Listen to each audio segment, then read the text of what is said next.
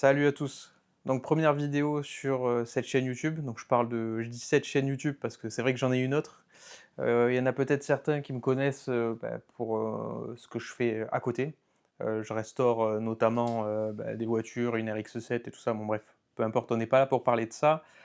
Aujourd'hui, je voulais vous présenter un des projets les plus gros que j'ai développé et que j'ai mis au point, de ces dernières années, je pense. Si ce n'est, le de toute ma vie peut-être. Donc voilà, j'avais un rêve depuis tout petit, c'était, d'avoir enfin un châssis dynamique. Heu, je pense que c'est un petit peu tous notre je pense que c'est un petit peu tous notre rêve, en sim racing, quoi. En tout cas, on y a tous songé. Mon rêve, moi, c'était d'avoir des D-Box. Donc les D-Box Gen 2, je crois, je sais plus, mais ceux qui intègrent toute l'électronique. Parce que pour moi, il y a un truc qui est rédhibitoire, c'est tous ces vérins-là, où, il faut un rack à serveur à côté et tout. Je sais que ça marche très bien et tout, mais j'ai pas envie d'avoir des câbles partout, un rack à serveur énorme à côté. Voilà, bon, c'est un choix technique que j'ai fait, je critique pas du tout, les vérins qui utilisent cette technologie, sur, base de SFX 100, ils sont tous, comme ça de mémoire.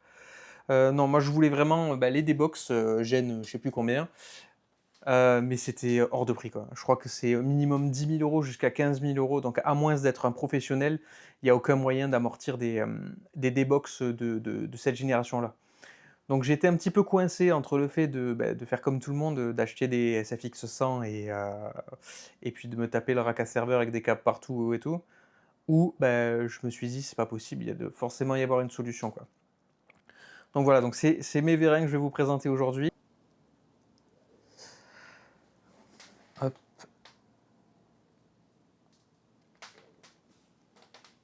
Donc j'ai pas réinventé, la roue, hein, je suis parti, d'une base de SFX 100, comme beaucoup je pense.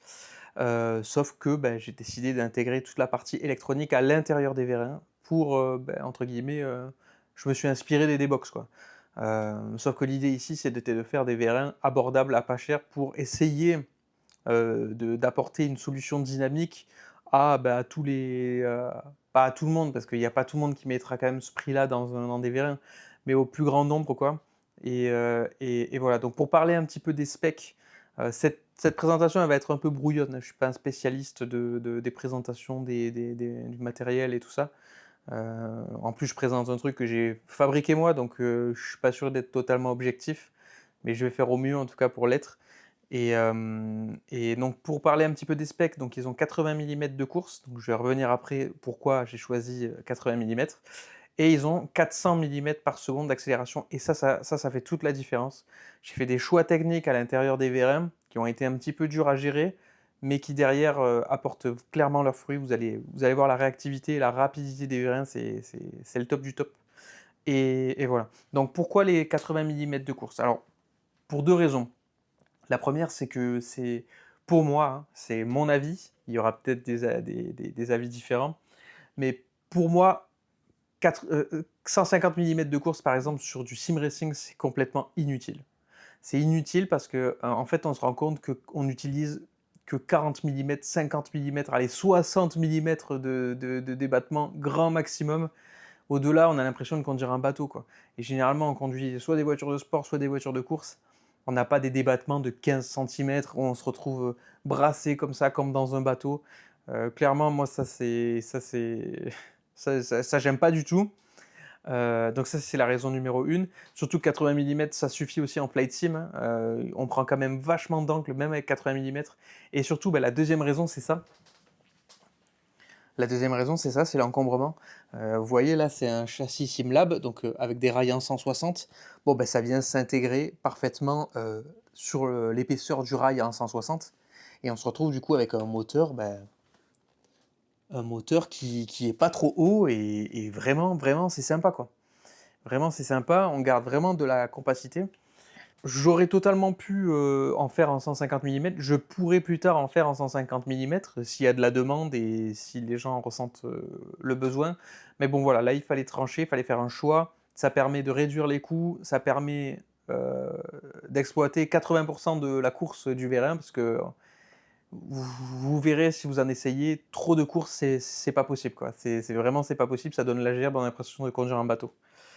Donc voilà, donc je pense avoir fait un petit peu le tour, des specs. Donc qu'est-ce qu'ils ont du coup mes vérins en plus que les autres? Bon ben voilà, comme je le disais, c'était d'intégrer toute l'électronique à l'intérieur. On se retrouve avec 0 câble, enfin 0 câble. Il y a un câble d'alimentation et un petit câble de transmission de données qui est totalement invisible, on ne le voit pas. Regardez par vous-même. Il y a 0 câble qui traîne. Il n'y a pas de rack à côté, un deuxième rack de PC pour embarquer les contrôleurs. Tout est intégré dans chaque vérin, tout est indépendant. C'est super compact et c'est exactement ce que je voulais. Faites pas attention au tensionneur de harnais que je suis en train de développer. Mais voilà, là aujourd'hui on parle juste des vérins et regardez quoi, le rendu. Donc voilà, c'était le but de ce projet-là, d'apporter quelque chose de différent, pas de refaire du SFX 100, hein. Il y en a qui le font très bien. C'était d'apporter quelque chose de supplémentaire, quoi. Et donc le choix technique que j'ai fait, c'est d'imprimer le corps que vous venez de voir. En fait, quasiment tout est en impression 3D, sauf la mécanique à l'intérieur, forcément. Tout ce qui est vis, accouplement, écrou pour la vis sans fin, tout ça, tout est en acier, évidemment. Mais une grande partie est en impression 3D. Ça peut rebuter certains, je peux comprendre. Mais bon, là, ils ont quasiment 150 heures de fonctionnement. J'ai eu 0 problème. Là, je les ai ouverts pour les regresser et regarder un petit peu. Rien n'a bougé, tout est parfait. C'est vraiment, voilà, c'est pas du PLA, hein, c'est fait en nylon chargé à la poudre de carbone. C'est quand même du matériau très technique à imprimer et très technique à optimiser.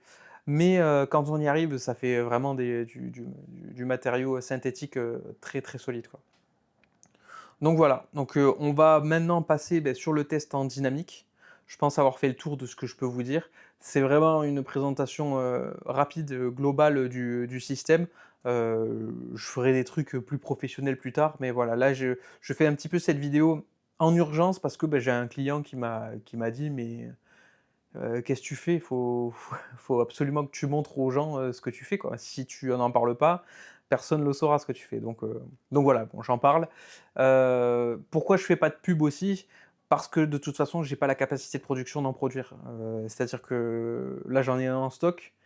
Si demain j'avais 10 commandes d'un coup, je serais incapable d'assumer les 10 commandes. Donc c'est pour ça. Aujourd'hui, on est en avril 2026. Je suis pas capable d'en produire à la chaîne, quoi, et d'en produire beaucoup.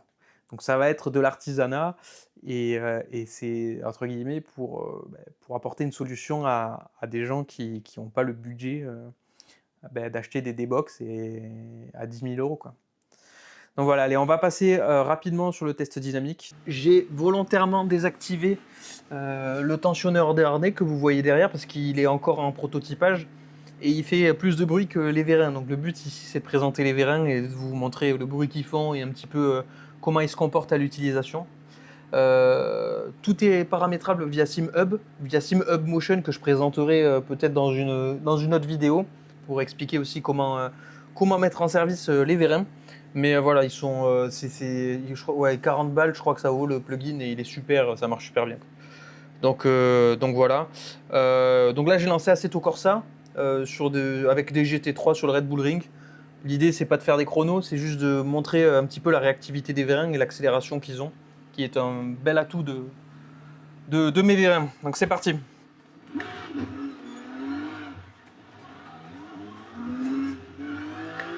Donc là, de suite, c'est ça qui est énorme. Les 400 mm par seconde, on les voit de suite là.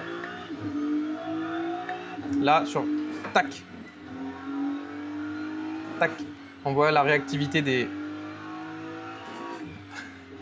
C'est top. C'est vraiment top.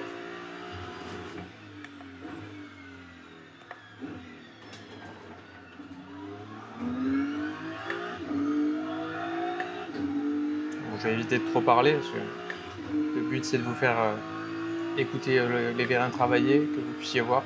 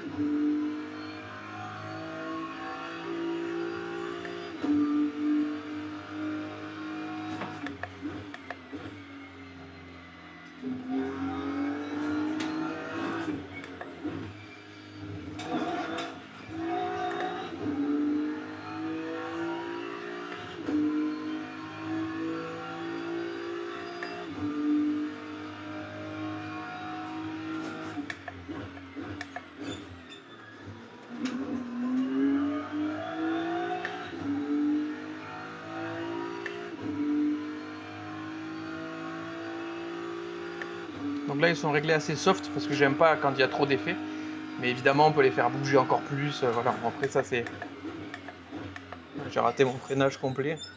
Voilà, on peut totalement les rendre très agressifs, très vivants, en mode sauter partout, avoir des gros débattements. Mais moi personnellement, c'est pas comme ça que je les aime. Donc voilà, donc vraiment, alors c'est le top là. Mais là, couplé au tensionneur de harnais, l'immersion est folle.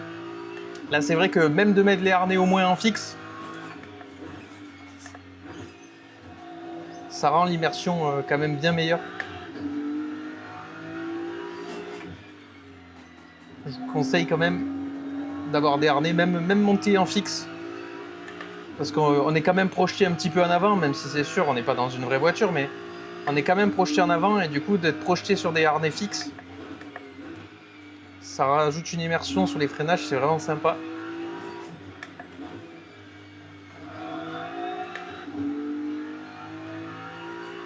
Allez, je fais un dernier tour. L'idée, c'est pas de présenter du gameplay, hein, c'est voilà.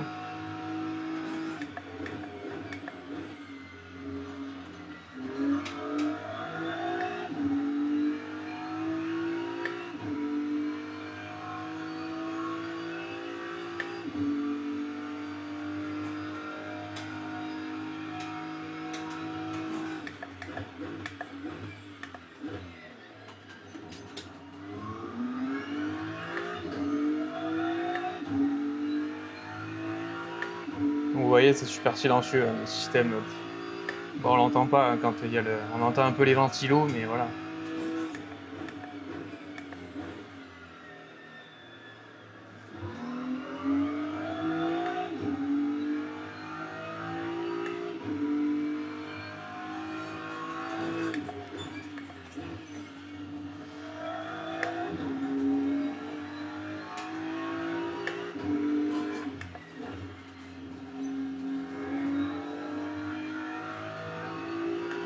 Bah, c'est pas mal, le tour va être pas mal.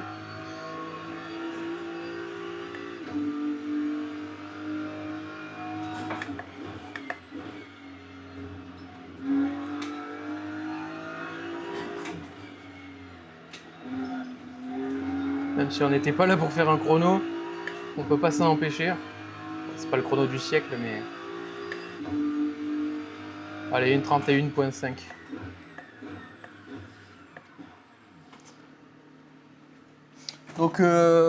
Donc voilà pour le test des vérins AccuMotion en V1.0. N'hésitez pas si vous avez des questions, je peux répondre en commentaire. Si vous êtes intéressé même pour vous en procurer, j'ai déjà passé des longs moments avec des clients au téléphone. Voilà, il n'y a pas de souci, on peut parler de tout. Et voilà. Donc n'hésitez pas. Et j'espère que ça vous aura plu. C'était vraiment une présentation brève.